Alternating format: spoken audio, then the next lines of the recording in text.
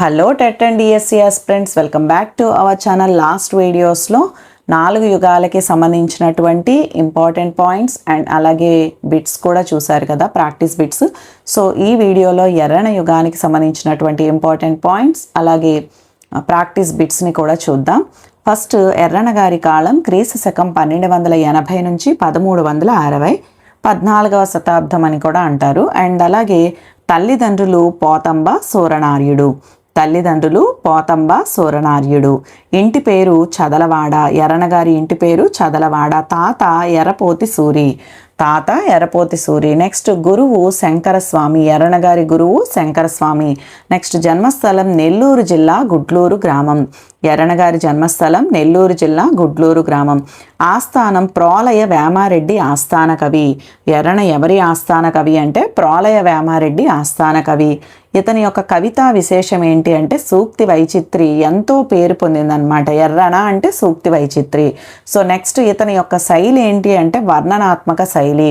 ఈయన యొక్క పద్యాలన్నీ కూడా వర్ణనాత్మకంగానే ఉంటాయి. కవితా శైలి వర్ణనాత్మక శైలి. నెక్స్ట్, ఈయనకి గల బిరుదులు ప్రబంధ పరమేశ్వరుడు, శంభుదాసుడు. ఎర్రన గారి బిరుదులు ప్రబంధ పరమేశ్వరుడు, శంభుదాసుడు. నెక్స్ట్, రచనలు రామాయణము, హరివంశము, అరణ్య పర్వశేషము, నృసింహ పురాణము. ఎర్రన గారి రచనలు రామాయణము, హరివంశము, అరణ్య పర్వశేషము, నృసింహ పురాణము. మొదటి రచన ఏది అంటే రామాయణము, చివరి రచన నృసింహ పురాణము. ఎర్రన గారి మొదటి రచన రామాయణము, చివరి రచన నృసింహ పురాణము. ఈ రామాయణము, హరివంశం ఈ రెండింటినీ కూడా ప్రోలయ వేమారెడ్డికి అంకితం ఇచ్చారనమాట. రామాయణము, హరివంశం అనేవి ప్రోలయ వేమారెడ్డికి అంకితం ఇచ్చారు. అలాగే అరణ్య పర్వశేషాన్ని రాజరాజ నరేంద్రునికి అంకితం ఇచ్చాడనమాట. ఆది, సభ, అరణ్య పర్వంలో కొంత భాగాన్ని నన్నయ్య రచించాడు కదండి, ఆయన రాజరాజ నరేంద్రునికి అంకితం ఇచ్చాడు.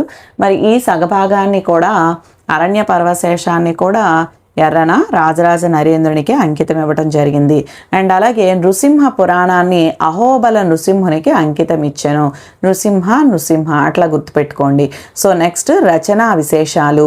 ఈయన యొక్క రచనా విశేషాలని కనుక గమనిస్తే ఎర్రన అలభ్య రచన ఏది, లభ్యం కానటువంటి రచన ఏది అంటే రామాయణము. 100 పర్వాల సంస్కృత భారతంలో చివరి 2 పర్వాలు విష్ణు పర్వము, భవిష్య పర్వము. సంస్కృత భారతం ఎన్ని పర్వాలు అంటే 100 పర్వాలు ఉంటాయి సంస్కృత భారతంలో.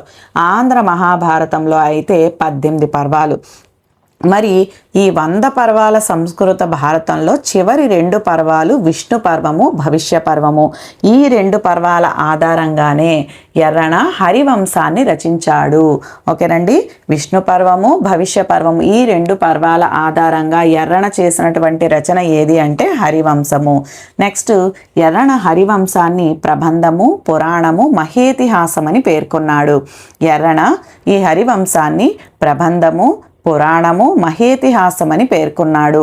మూలంలో లేని హరివంశంలో ఉన్నటువంటి ఘట్టాలు ఏంటి అంటే ఓర్వశి నరకాసుర ఘట్టము, సత్యభామ యుద్ధము. మూలంలో లేని హరివంశంలో ఉన్నటువంటి ఘట్టాలు ఏవి అంటే ఓర్వశి నరకాసుర ఘట్టము, సత్యభామ యుద్ధము. ఓర్వశి నరకాసుర ఘట్టం ఏంటి అంటే నరకాసురుడు ప్రజలతో పాటు దేవతలు, అప్సరసులైనటువంటి ఓర్వశి మొదలైన వారందరినీ కూడా వేధించేవాడనమాట. సో వీళ్ళంతా కూడా ప్రార్థిస్తే శ్రీకృష్ణుడు సత్యభామతో కలిసి వెళ్ళి నరకాసురుడిపై యుద్ధం చేస్తాడు. ఆ యుద్ధంలో శ్రీకృష్ణుడు కొంత మూర్ఛిల్లినట్లు ఉన్నప్పుడు సత్యభామ ఏం చేస్తుందంటే అతనితో యుద్ధం చేసి బాణాల వర్షం కురిపిస్తుంది అనమాట. దానికి శ్రీకృష్ణుడు ఎంతో సంతోషిస్తాడు. తర్వాత తన సుదర్శన చక్రంతో ఇవన్నీ నరకాసురుడిని సంహరిస్తాడనమాట. సో ఇది దాని యొక్క స్టోరీ. సో నెక్స్ట్, ఎర్రన తద్రచనయక అన్నట్లు చేసినటువంటి రచన ఏది అంటే భారత అరణ్య పర్వశేషము. తద్రచనయక అన్నట్లు చేసినటువంటి రచన ఏది అంటే భారత అరణ్య పర్వశేషము. అంటే తనే నాయకుడా అన్నట్లు చేసినటువంటి రచన ఏది అంటే భారత అరణ్య పర్వశేషము. నెక్స్ట్, సుఖస్రవంబగు వచో విభవంబుతో సంక్లిష్ట విస్పష్టములగు వాక్యంబులన్ సమంచిత వ్యాఖ్యాన విఖ్యాతంబుగా సమధిక రసభరితంబుగా అంటూ ఎర్రన రచించినటువంటి గ్రంథం ఏది అంటే హరివంశము. అంటే ఈ హరివంశం అనేటటువంటిది మధురమైనటువంటి శైలితో, స్పష్టమైనటువంటి భావ వ్యక్తీకరణతో, తగినటువంటి వ్యాఖ్యానంతో రసభరితంగా ఉన్నటువంటి గ్రంథం ఏది అంటే హరివంశము. నెక్స్ట్ అదేవిధంగా ఎర్రన అరణ్య పర్వశేషం రచించినట్లు ఏ గ్రంథంలో చెప్పుకొనెను అంటే నృసింహ పురాణము. ఎర్రన అరణ్య పర్వశేషం రచించినట్లు ఏ గ్రంథంలో చెప్పుకున్నాడు అంటే నృసింహ పురాణము. నన్నయ్య భట్టు తిక్కన కవినాదులు చూపిన త్రోవ పావనం బెన్నన్ అని స్తుతించినది ఎవరు అంటే ఎర్రన హరివంశంలో. నన్నయ్య భట్టు తిక్కన కవినాదులు చూపిన త్రోవ పావనం బెన్నన్ అని స్తుతించినది ఎవరు అంటే ఎర్రన. నెక్స్ట్ ఎర్రన అరణ్య పర్వం అనేది శరదృతు వర్ణనతో ప్రారంభమైంది. ఇది మోస్ట్ ఇంపార్టెంట్ బిట్ అండి. ఎర్రన అరణ్య పర్వం అనేది దేనితో ప్రారంభమైంది, ఏ వర్ణనతో అంటే శరదృతు వర్ణనతో ప్రారంభమైంది. నెక్స్ట్ ఎర్రన భారతారంభ పద్యం ఏది అంటే స్ఫురధరుణాంసు రాగరుచి బొంపిరబోయి. ఎర్రన భారతారంభ పద్యం ఏది అంటే స్ఫురధరుణాంసు రాగరుచి బొంపిరివోయి. ఇది చతుర్థాశ్వాసం 143వ పద్యం. 142వ పద్యం వరకు నన్నయ్య రచించాడని చెప్పుకున్నాం కదా, అందుకే 143వ పద్యం అన్నమాట ఇది. సో నెక్స్ట్ అరణ్య పర్వశేషంలోని విశేషాలను గనక గమనిస్తే ఫస్ట్ది సావిత్రోపాఖ్యానము, దుర్యోధనుని ఘోషయాత్ర, కర్ణ జనన వృత్తాంతము, సైంధవ పరాభవము, ధర్మవ్యాధోపాఖ్యానము. సావిత్రోపాఖ్యానము, దుర్యోధనుని ఘోషయాత్ర, కర్ణజనన వృత్తాంతము, సైంధవ పరాభవము, ధర్మవ్యాధోపాఖ్యానం. ఇవన్నీ కూడా మీరు విన్నటువంటి అంశాలేనండి. ధర్మవ్యాధుడి గురించి కూడా మొన్న రీసెంట్గా ప్రత్యక్ష దైవాలు పాఠంలో అడిగాడు కదా, సో అది ధర్మవ్యాధోపాఖ్యానం అన్నమాట. సో నెక్స్ట్ ఎర్రన అరణ్య పర్వారంభంలో వాగ్దేవిని ప్రారంభించాడు. ఎర్రన అరణ్య పర్వారంభంలో ఎవరిని ప్రార్థించాడు అంటే వాగ్దేవిని ప్రార్థించాడు. నెక్స్ట్ నన్నయ్య ఆది పర్వం మొదట్లో శ్రీవాణీదేవిని ప్రార్థించాడు. నన్నయ్య ఆది పర్వం మొదట్లో శ్రీవాణి గిరిజాశ్చిరాయ అనేటటువంటి పద్యం ఉంది కదా, సో ఆ విధంగా ప్రార్థించాడు. నెక్స్ట్ తిక్కన విరాట పర్వం మొదట్లో హరిహరనాథుడిని ప్రార్థించాడు. తిక్కన ఎవరిని ప్రార్థించాడు అంటే హరిహరనాథుడు. ఓకేనండి. నెక్స్ట్ ఎర్రన అరణ్య పర్వశేషంలో మొత్తం పద్య గద్యాల సంఖ్య ఎంత అంటే 1595. ఇది ఇంపార్టెంట్ అండి. ఎర్రన అరణ్య పర్వశేషంలోని మొత్తం పద్య గద్యాల సంఖ్య 1595.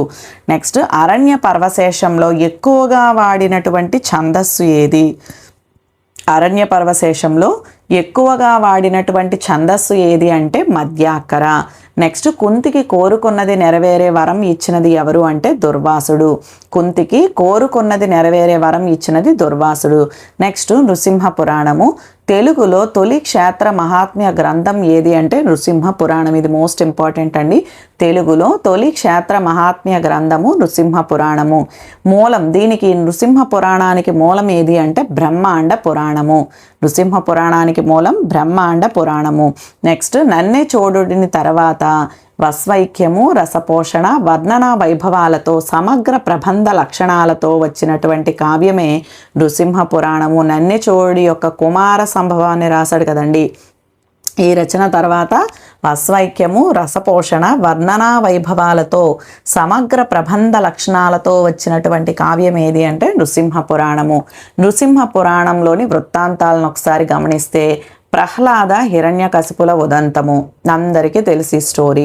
అండ్ అలాగే సనక సనందాదుల కథ, జయ విజయులకు శాపమిచ్చేటటువంటి వృత్తాంత. అంటే వాళ్ళు ఆ విధంగా జయ విజయులకు శాపమిచ్చాకే వాళ్ళు హిరణ్యాక్షుడు, హిరణ్యకశిపుడు అట్లా 3 జన్మల్లో కూడా రాక్షసులుగా జన్మిస్తారు కదా, సో ఆ వృత్తాంతం. ఇవన్నీ కూడా నృసింహ పురాణంలోని వృత్తాంతాలే. నెక్స్ట్ ఎర్రనపై వివిధ కవుల అభిప్రాయాలు.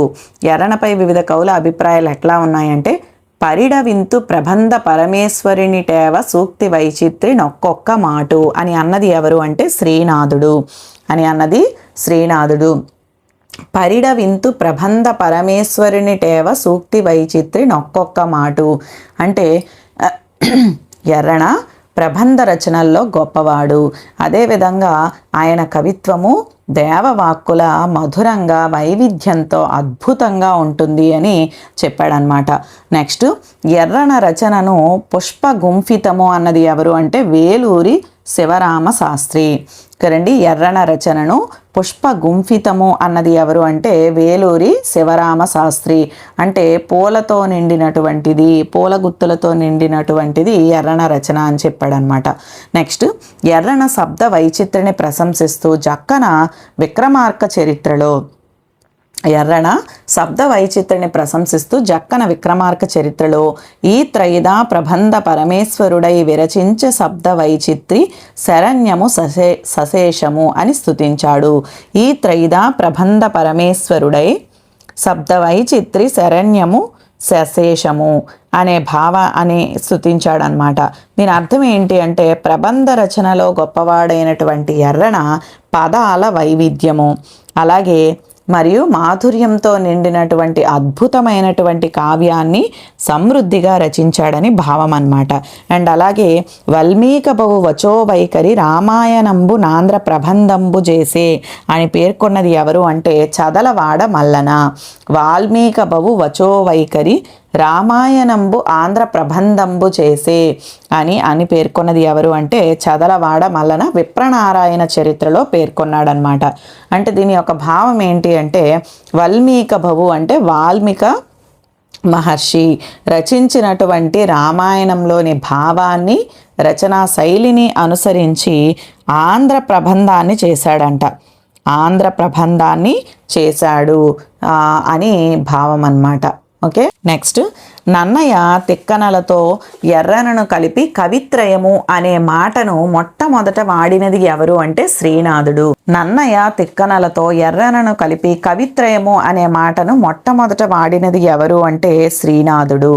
నెక్స్ట్ ప్రతిభతో నారణ్య పర్వశేషము చెప్పి కవులకు జవుల పండువులుగాక అని పేర్కొన్నది ఎవరు అంటే చదలవాడ మల్లన.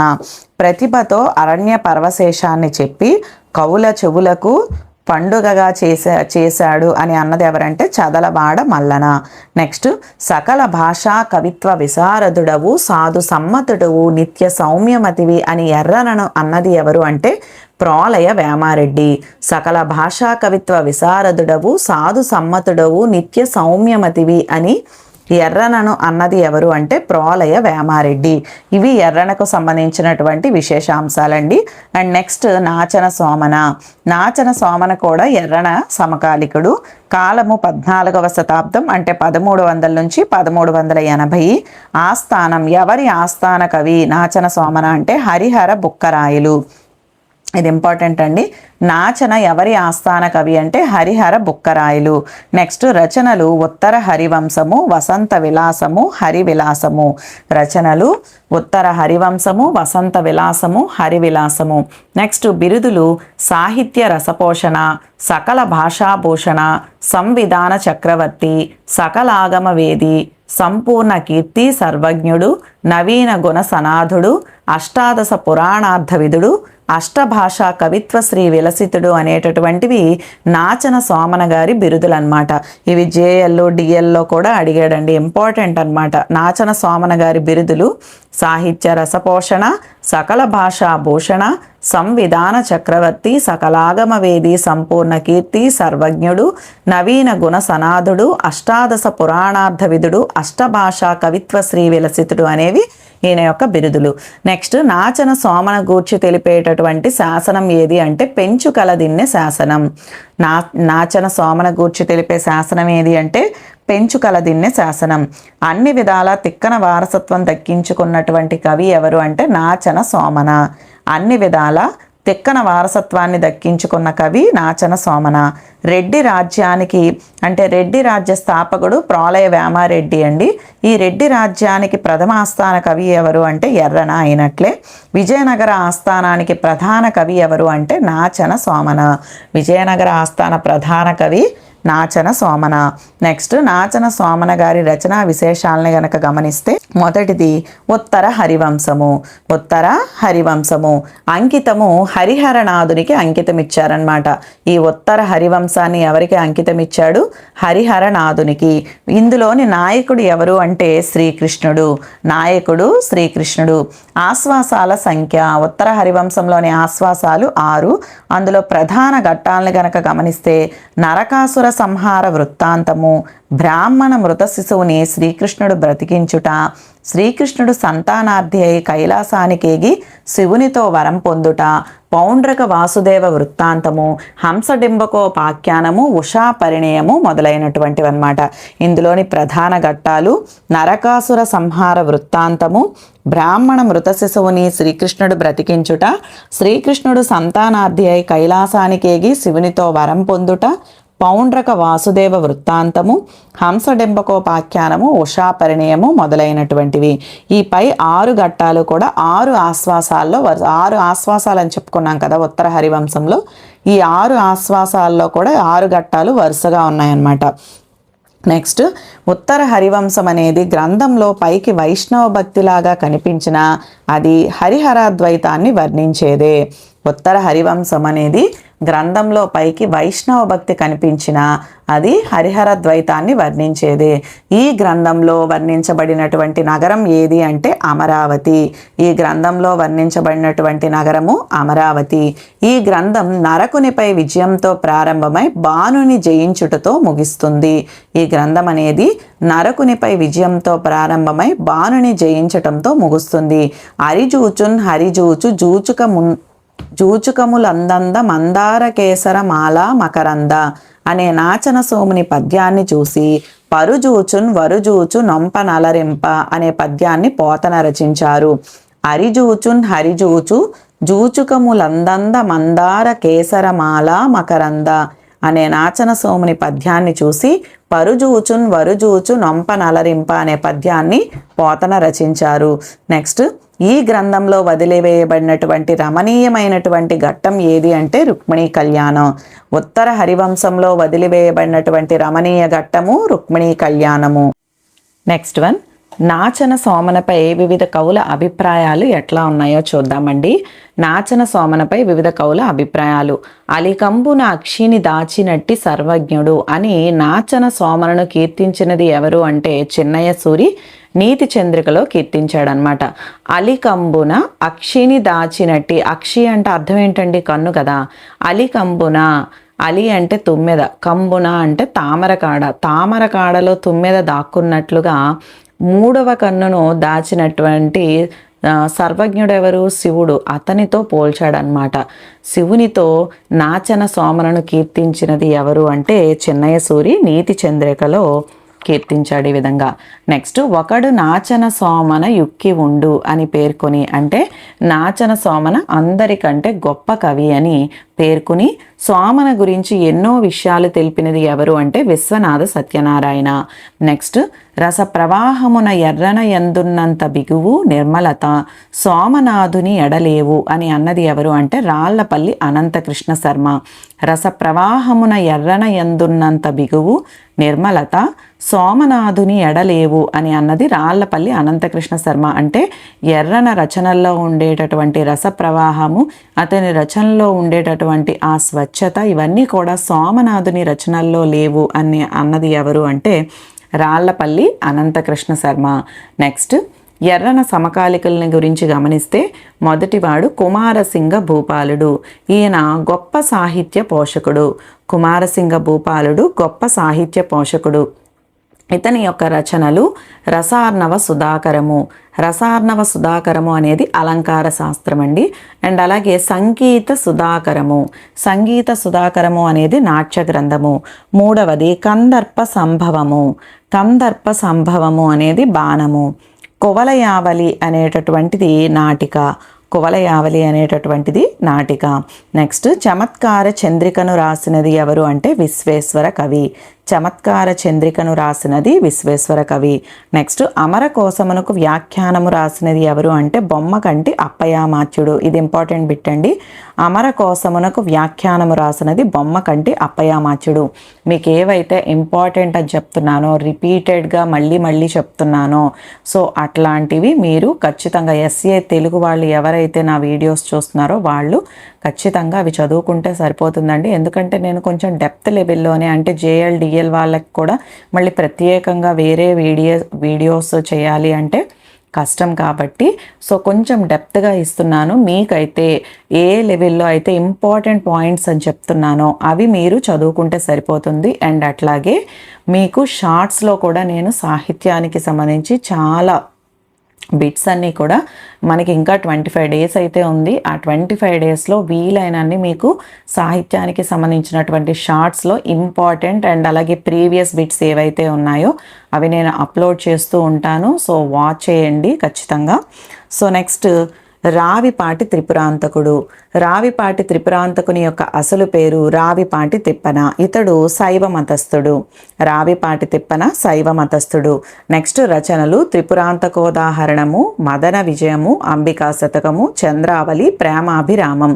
ఈయన రచనలు త్రిపురాంతకోదాహరణము, మదన విజయము, అంబికా శతకము, చంద్రావళి, ప్రేమాభిరామం మొదలైనవి. మొదటిది త్రిపురాంతకోదాహరణం గురించి చూస్తే ఇది శ్రీశైలానికి తూర్పు వాకిలి అయినటువంటి త్రిపురాంతకంలో కుమారగిరి మీద వెలసినటువంటి శివుని గురించి చేసినటువంటి స్తోత్రము. ఇది శ్రీశైలానికి తూర్పు వాకిలి అయినటువంటి త్రిపురాంతకంలో కుమారగిరి మీద వెలసినటువంటి శివుని గురించి చేసిన స్తోత్రమే త్రిపురాంతకోదాహరణము. ఉదాహరణ ప్రక్రియకు ఆద్యుడు ఎవరు అంటే పాల్కురికి సోమనాథుడు. ఇది ఇంపార్టెంట్ పాయింట్ అండి, అంటే నాకు గుర్తొచ్చిందని చెప్తున్నాను. త్రిపురాంతకోదాహరణం అంటున్నాం కదా, ఉదాహరణ ప్రక్రియకు ఆద్యుడు ఎవరు అంటే పాల్కురికి సోమనాథుడు. 8 విభక్తులు, 8 వృత్తాలు, 8 ఉత్కలికలు, 8 కలికలు. నెక్స్ట్ వీటన్నిటితో కూడినటువంటిది ఉదాహరణం అని కూడా మనం చెప్పుకున్నాము. సో నెక్స్ట్ మదన విజయము. ఈ మదన విజయము 8 ఆశ్వాసాల కామశాస్త్ర గ్రంథము.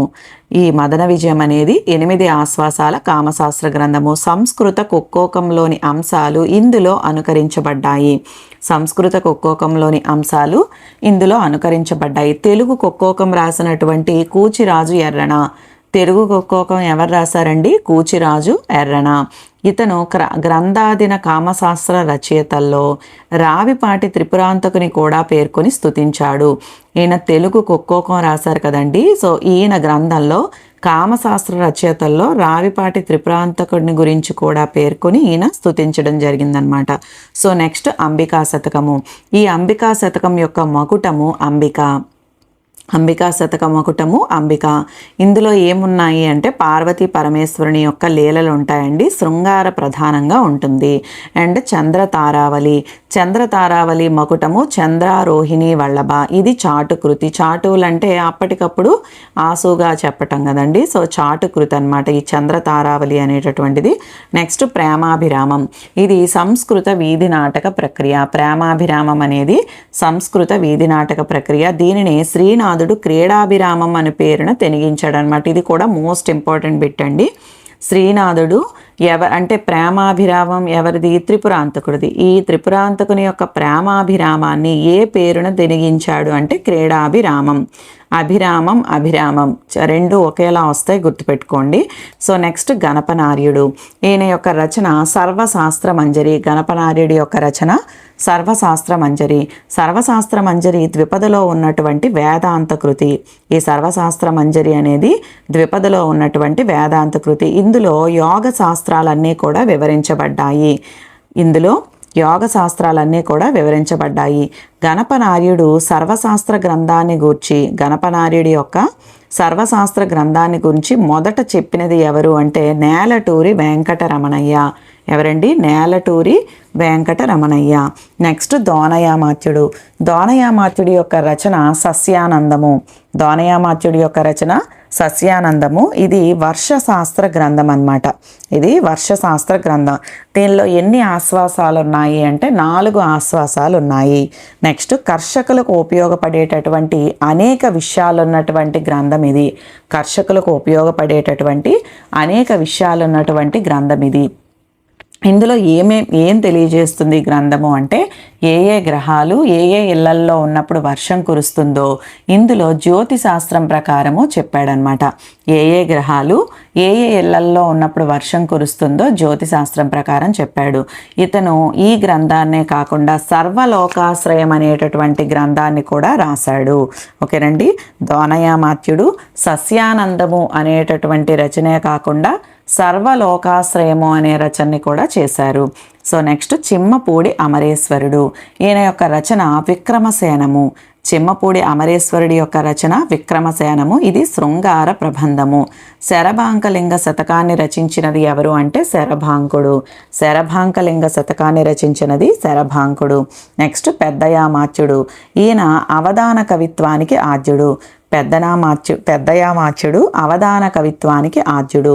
పెద్దయామాత్యుని యొక్క మనుమడు జక్కన, ఈయన విక్రమార్క చరిత్రను రాశారు.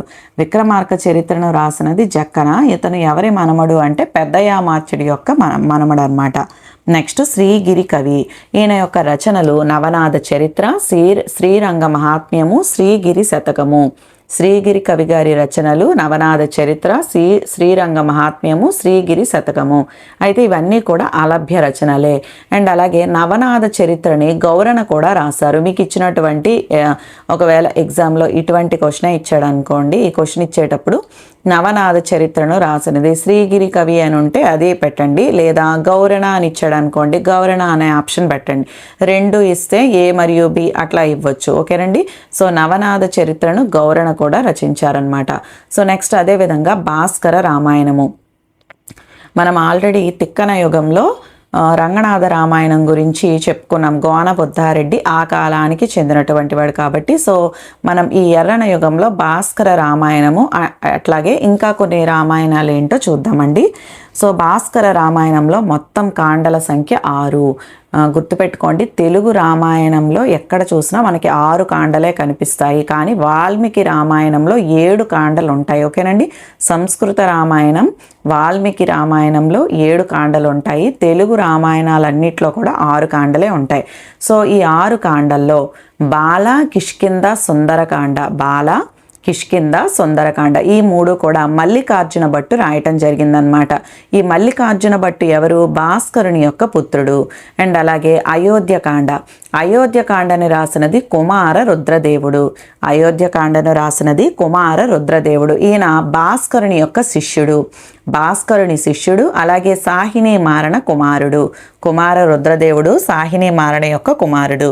నెక్స్ట్ అరణ్యకాండ, యుద్ధకాండలో పూర్వ భాగం ఎవరు రాశారు అంటే హులక్కి భాస్కరుడు. అరణ్యకాండ, యుద్ధకాండ పూర్వ భాగం హులక్కి భాస్కరుడు రాశాడు. నెక్స్ట్ యుద్ధకాండ ఉత్తర భాగం అయ్యలార్యుడు రాశాడనమాట. పూర్వ భాగం అయిపోయింది కదండి, ఇంకా మిగిలింది ఉత్తర భాగం. ఈ ఉత్తర భాగాన్ని అయ్యలార్యుడు రాశాడు. మరి ఈ అయ్యలార్యుడు ఎవరు అంటే భాస్కరుని యొక్క మిత్రుడు. అయ్యలార్యుడు భాస్కరుని యొక్క మిత్రుడు. నెక్స్ట్ చంపు కావ్య రూపమున వెలసినటువంటి తెలుగు రామాయణాలలో మొదటిది ఏది అంటే భాస్కర రామాయణము. వీటి గురించి నేను రామాయణాల గురించి కూడా కొన్ని పాయింట్స్ని షార్ట్స్లో అప్లోడ్ చేశానండి. సో అన్నీ కాదు, కొన్ని ఇందులో ఇవ్వటం జరిగింది. చంపు కావ్య రూపమున వెలిసినటువంటి తెలుగు రామాయణాల్లో మొదటిది భాస్కర రామాయణము. ఇది మోస్ట్ ఇంపార్టెంట్ బిట్ అండి. తొలి తెలుగు చంపు రామాయణం ఏది? చంపు అని కనబడితే భాస్కర రామాయణం అని గుర్తుపెట్టుకోండి. సో నెక్స్ట్ తెలుగులో బహుకర్తృకమైనటువంటి రామాయణం ఏది అంటే భాస్కర రామాయణం. బహుకర్తృకాలు అంటే బహు అంటే అనేకమైనటువంటి. సో అనేక మంది రాసినటువంటి రామాయణం ఏది? ఎక్కడైనా ఒకరు రాస్తారు కదా, కానీ ఈ రామాయణాన్ని నలుగురు రాయటం జరిగింది కాబట్టి సో దీన్ని బహుకర్తృకమైన రామాయణం అని అంటారు. నెక్స్ట్ చంపు రామాయణాన్ని పై 4 కవులు రచించినా సరే హులక్కి భాస్కరుని పేరునే ప్రసిద్ధి చెందింది. ఎందుకంటే అతని ఆధ్వర్యంలో జరిగింది కాబట్టి, మూలం ఆయనే కాబట్టి భాస్కర రామాయణం అనే పేరు వచ్చిందనమాట. నెక్స్ట్ భాస్కర రామాయణ కృతిపతి ఎవరు అంటే సాహిని మారణ. భాస్కర రామాయణ కృతిపతి సాహిని మారణ. ఈయన కుమార రుద్రదేవుని తండ్రి అనమాట. సో కృతిపతి అంటే ఏంటి? కృతిపతి అంటే మనం ఎవరికైతే రచన చేసినటువంటి వాళ్ళు కృతిభర్త అండి. గుర్తుపెట్టుకోండి, కృతిభర్త, కృతిపతి. కృతిభర్త అంటే ఎవరైతే రచన చేస్తారో, మీకు ఎగ్జామ్స్లో మామూలుగా ఈ రచన చేసింది ఎవరు అని అడగకుండా ఓకేనండి చంపు రామాయణం లేదా రంగనాథ రామాయణం యొక్క కృతిభర్త అని అడగొచ్చు. సో కృతిభర్త అంటే ఎవరైతే రచన చేస్తారో వాళ్ళు కృతిభర్త, ఎవరికైతే అంకితం ఇస్తారో వాళ్ళు కృతిపతి అన్నమాట. మహాభారతాన్ని రాజరాజ నరేంద్రుడికి అంకితం ఇచ్చారు కదా, అక్కడ రాజరాజ నరేంద్రుడు కృతిపతి అన్నమాట. ఓకేనండి, ఇప్పుడు డిఫరెన్స్ తెలిసిందా?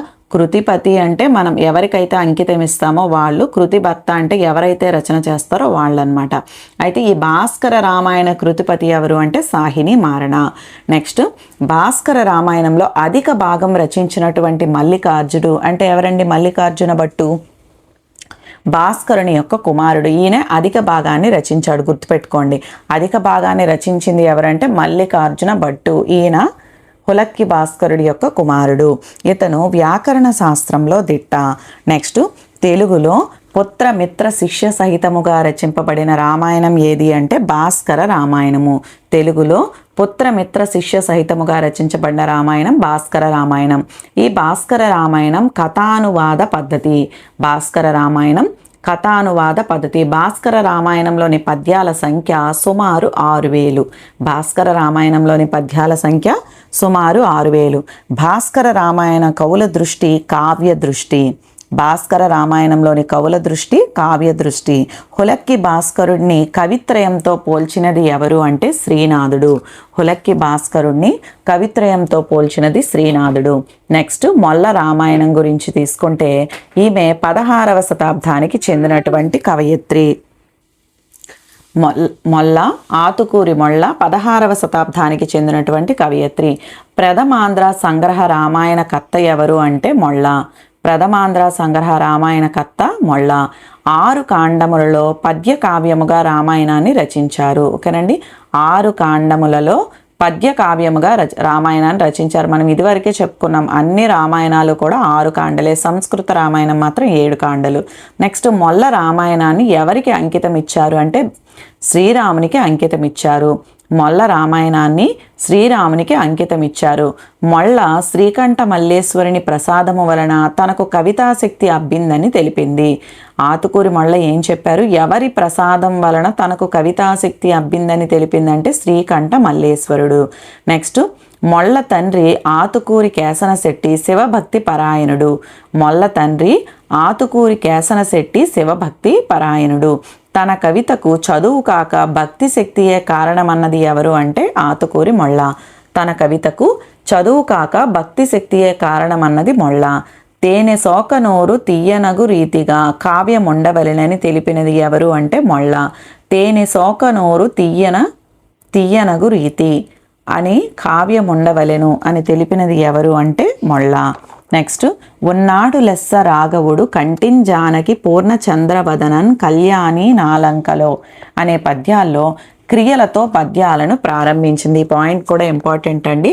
క్రియలతో పద్యాలను ప్రారంభించినటువంటి కవయత్రి ఎవరు అంటే ఆతుకూరి మొల్ల. ఉన్నాడు లెస్స రాఘవుడు ఉన్నాడు.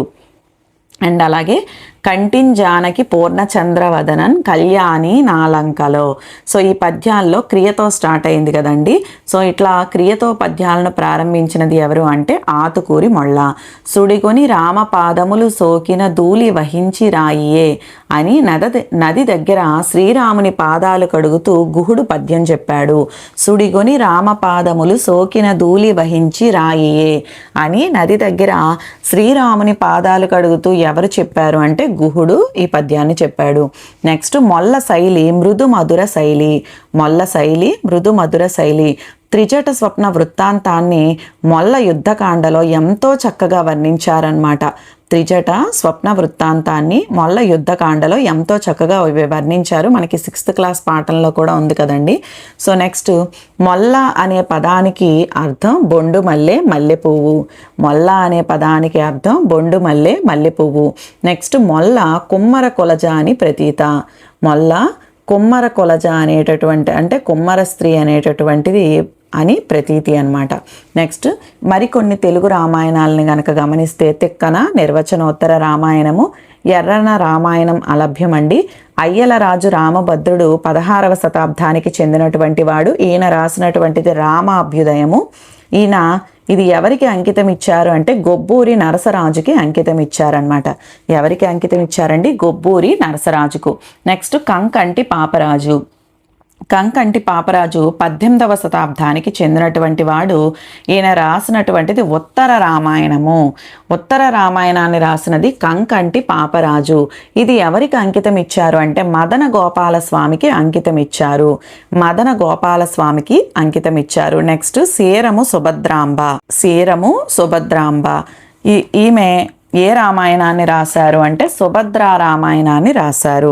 సుభద్రా రామాయణాన్ని రాసింది సీరము సుభద్రాంబ. ఇవండి ఎర్రనకి సంబంధించినటువంటి మొత్తం ఇంపార్టెంట్ అంశాలు.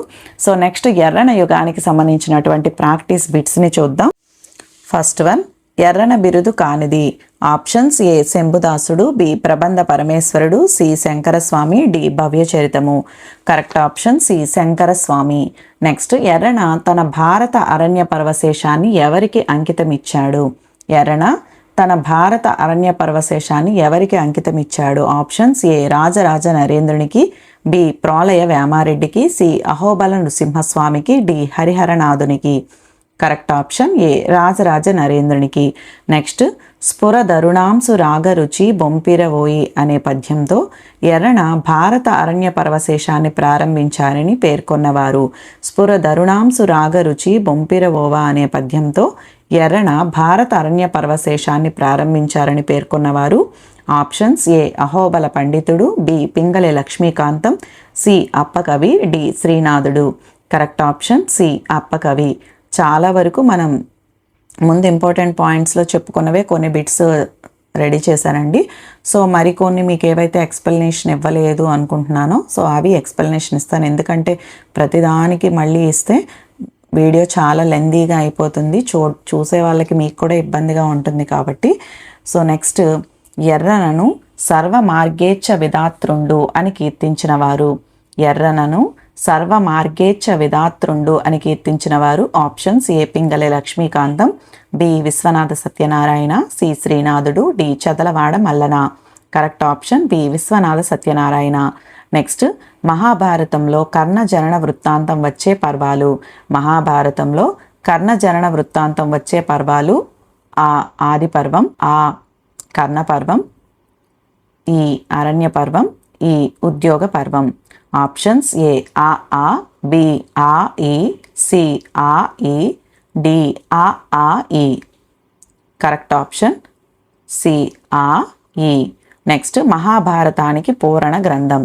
మహాభారతానికి పూరణ గ్రంథం. Options: A Harivamsham, B Nrusimha Puranam, C Bhagavatam, D Bharata Aranya Parvaseshamu. Correct option A Harivamshamu. Next, ఏ కవి రచనలన్నింటిలో ప్రబంధ లక్షణాలు ప్రస్ఫుటంగా కనిపిస్తాయి? ఏ కవి రచనలన్నింటిలో ప్రబంధ లక్షణాలు ప్రస్ఫుటంగా కనిపిస్తాయి? Options: A Nannechodudu, B Tikkana, C Errana, D Srinathudu. Correct option C Errana. Next, మహాభారతంలో మధ్యాక్కర పద్యాలను ప్రయోగించినటువంటి కవులు. మహాభారతంలో మధ్యాక్కర పద్యాలను ప్రయోగించిన కవులు: ఆ నన్నయ్య, ఆ తిక్కన, ఈ అధర్వణుడు, ఈ ఎర్రన. ఆప్షన్స్: ఏ ఆ, బి ఆ ఈ, సి ఆ ఈ, డి ఆ ఈ. కరెక్ట్ ఆప్షన్ డి ఆ ఈ, నన్నయ్య, ఎర్రన. సో వీళ్ళిద్దరూ అరణ్య పర్వశేషాన్ని రాశారు కదండి. మధ్యాక్కర పద్యాలను ప్రయోగించిన కవులు ఎవరు అంటే Nannaya, Errana. Correct option D. Next, తెలుగులో తిక్కన తర్వాత తమ రచనను హరిహరనాథునికి అంకితం ఇచ్చిన కవులు. తెలుగులో తిక్కన తర్వాత తమ రచనను హరిహరనాథునికి అంకితం ఇచ్చిన కవులు. ఆప్షన్స్: ఆ బైచరాజు వెంకటనాథుడు, ఆ కొరవి గోపరాజు, ఈ నాచన సోమన, ఈ దోపకుంట నారాయణ కవి. ఆప్షన్స్: ఏ ఆ, బి ఆ ఈ, సి ఆ ఈ, డి ఆ ఈ. కరెక్ట్ ఆప్షన్ డి ఆ ఈ. అంకితం ఇచ్చినటువంటి కవులు తెలుగులో తిక్కన తర్వాత తమ రచనను హరిహరనాథునికి అంకితం ఇచ్చిన కవులు ఎవరు అంటే బైచరాజు వెంకటనాథుడు, కొరవి గోపరాజు, నాచన సోమన. నెక్స్ట్, దేవకీనందన శతకకర్త. దేవకీనందన శతకకర్త. Options: A Vennelakanti Surana, B Vennelakanti Jannamantri, C Vennelakanti Annayya Mantri, D Vennakota Peddana. Correct option B Vennelakanti Jannamantri. Next, Penchukala Dinne శాసనం ప్రకారము నాచన సోమనాథుని బిరుదులు. పెంచుకల దిన్నె శాసనం ప్రకారము నాచన సోమనాథుని బిరుదులు. ఆప్షన్స్ ఏ సకలాగమ వేది, బి అష్టభాషా కవిత్వ శ్రీ విలసితుడు, సి అష్టాదశ పురాణార్థవిదుడు, డి సర్వజ్ఞుడు నవీన గుణసనాథుడు. కరెక్ట్ ఆప్షన్ డి సర్వజ్ఞుడు నవీన గుణసనాథుడు అనేది పెంచుకల దిన్నె శాసనం ప్రకారము నాచన సోమనాథుని బిరుదులు. నెక్స్ట్ క్రింది వాటిని జతపరచండి.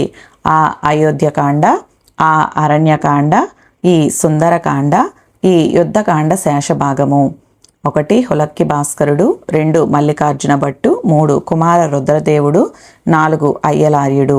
వీటి ప్రకారం కనుక గమనిస్తే అయోధ్యకాండ కుమార రుద్రదేవుడు, అయోధ్యకాండ కుమార రుద్రదేవుడు.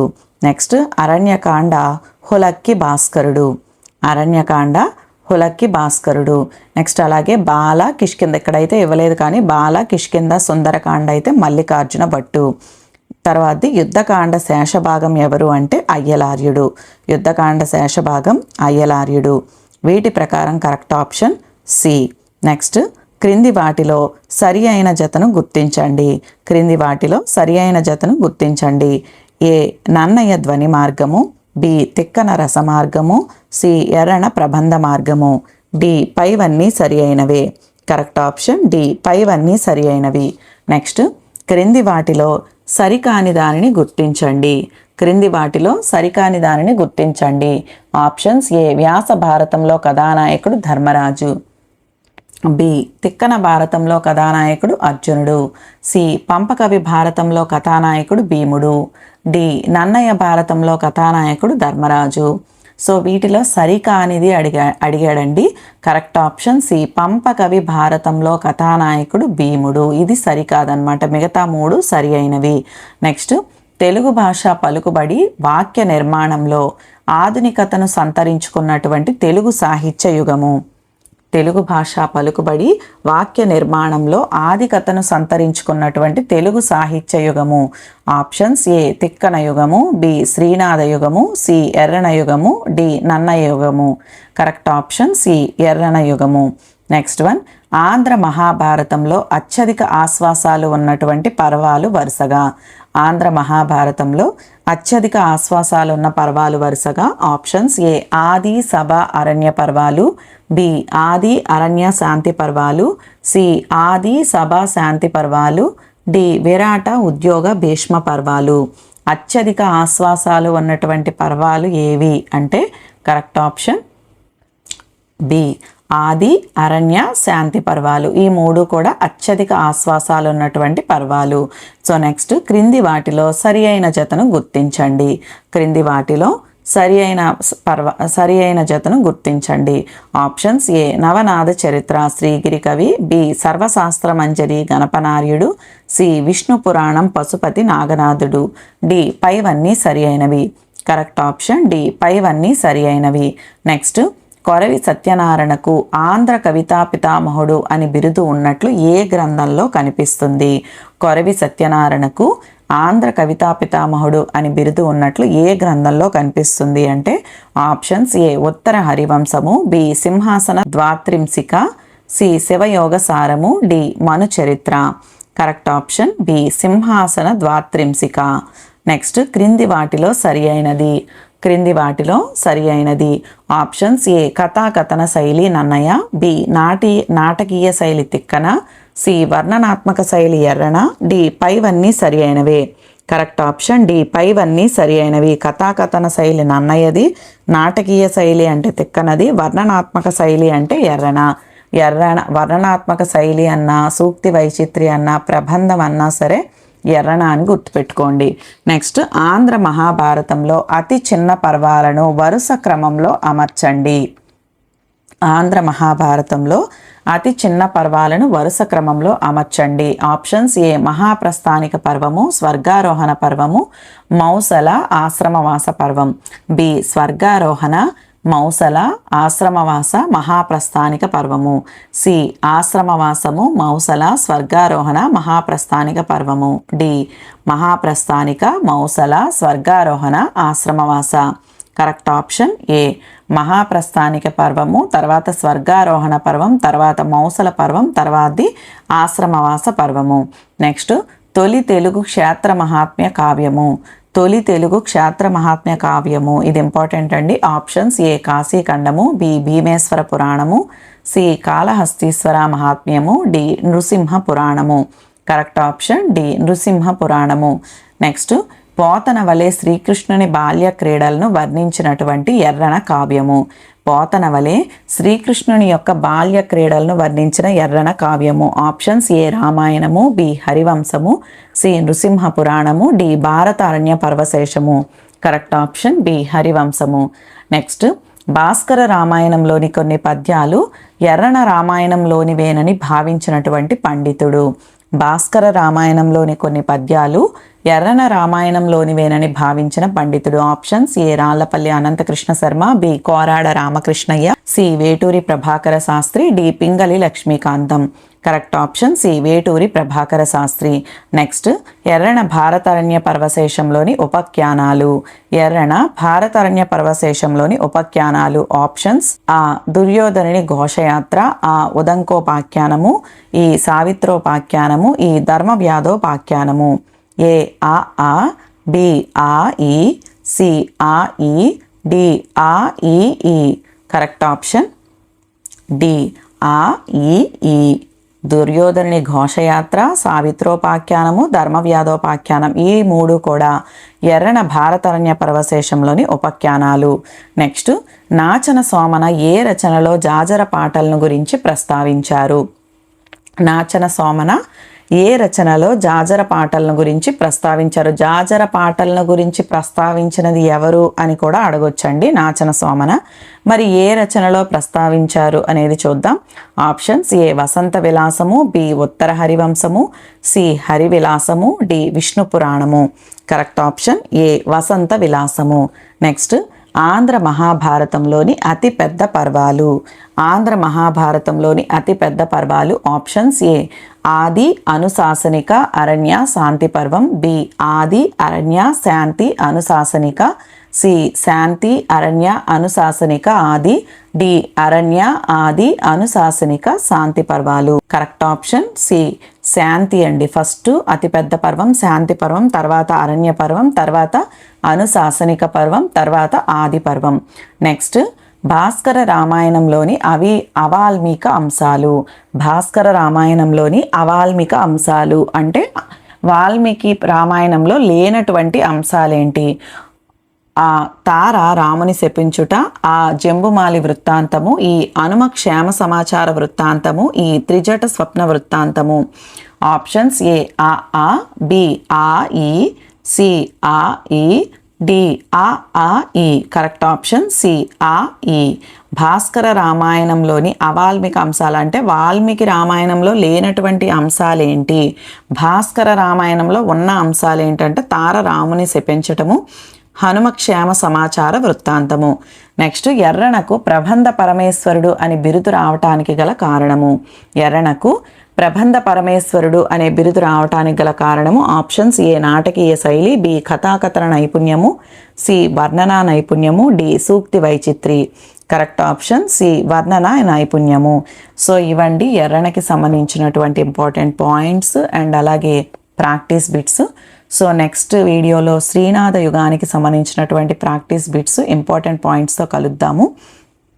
అయితే మనకి టెట్ అయ్యేలోపు ఈ యుగాలకు సంబంధించినటువంటివన్నీ కూడా నేను వీడియోస్ ద్వారా లాంగ్ వీడియోస్ ద్వారా కవర్ చేస్తానండి. సో మరి మిగతా టాపిక్స్ ఎట్లా అండి అంటే మనకి ప్రాచీన సాహిత్య ప్రక్రియలు ఓకేనండి, అండ్ అలాగే చిన్నయ్య సూరి వ్యాకరణం, అదే బాల వ్యాకరణం. సో ఈ బాల వ్యాకరణం అంటే ఆల్మోస్ట్ మనం గ్రామర్ పాయింట్స్ అన్నీ కూడా చూసుకుంటే సరిపోతుందండి. అండ్ అలాగే ప్రాచీన సాహిత్య ప్రక్రియలు అండ్ అలాగే తెలుగు భాషా చరిత్ర ఉంది చూసారు. సో వీటికి సంబంధించినటువంటి ఒక 10 బిట్లు చెప్పిన నేను ప్రతిరోజు మీకు షార్ట్లో అయితే అప్లోడ్ చేస్తాను. సో డెఫినెట్లీ షార్ట్స్ అయితే చూడండి.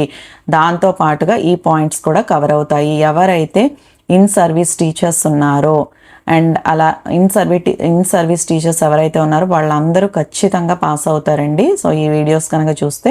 అండ్ నెక్స్ట్ మిగతా వాళ్ళు ఎవరైతే టెట్ డిఎస్సికి ప్రిపేర్ అయినటువంటి అభ్యర్థులు ఉన్నారో వాళ్ళందరికీ ఖచ్చితంగా త్వరలోనే ఈ యుగాలు కంప్లీట్ అయిపోయిన తర్వాత మనకి టెట్ ఎగ్జామ్ అయిపోయిన తర్వాత నేను లాంగ్ వీడియోస్ వాటి నుంచి కూడా లాంగ్ వీడియోస్ అయితే చేస్తానండి. సో మన వీడియోస్ కనుక నచ్చితే లైక్ చేయండి, షేర్ చేయండి, కామెంట్ చేయండి, సబ్స్క్రైబ్ చేయటం అస్సలు మర్చిపోకండి. థ్యాంక్